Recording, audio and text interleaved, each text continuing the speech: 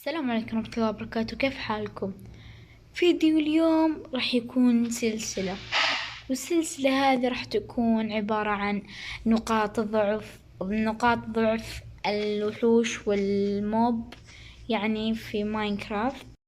وأول موب راح نبدأ فيه للسلسلة هذه، حذروا فزروا، هو الكريبر. فقبل ما نبدأ الفيديو لا تنسوا اللايك والاشتراك في القناة وتفعيل جرس التنبيه لو ما كنتم مفعلينه، ويلا نبدأ. فطبعا عندنا هنا الكريبر، عندنا مجموعة كريبرات. فانتوا تشوفوا كل مجموعة هذه الكريبرات، متخيلين يخافوا من ايش؟ من البسة. تخيلوا ذي البسة الصغيرة، شايفين كيف خايفين منها؟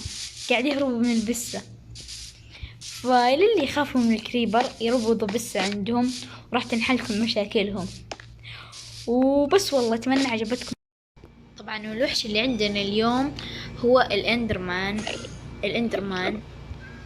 فهذا الاندرمان نقطة ضعفه الوحيدة، يعني مو الوحيدة، نقطة ضعفه اللي ما يقدر خلاص هي الموية. عارفين الموية؟ هذه الموية، شوفوا نقطة ضعف الموية، يختفي من الموية. فزي ما انتم شايفين مهما الرس بين 1000 واحد، شوفوا يتدمج من الموية ويختفي. وبس. طبعا هذا الجزء الثالث من سلسلة نقاط ضعف الوحوش، الفيديو الثالث. والوحش اليوم اللي عندنا هو دراجون أو التنين. فقبل ما نبدأ الفيديو لا تنسوا اللايك والاشتراك بالقناة وتفعيل جرس التنبيه، ويلا نبدأ.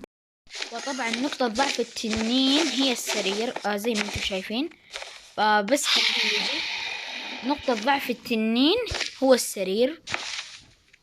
لا، لأنه لما يجي عند السرير يتدمج. فنجرب نسوي سرير زي ما انتم شايفين.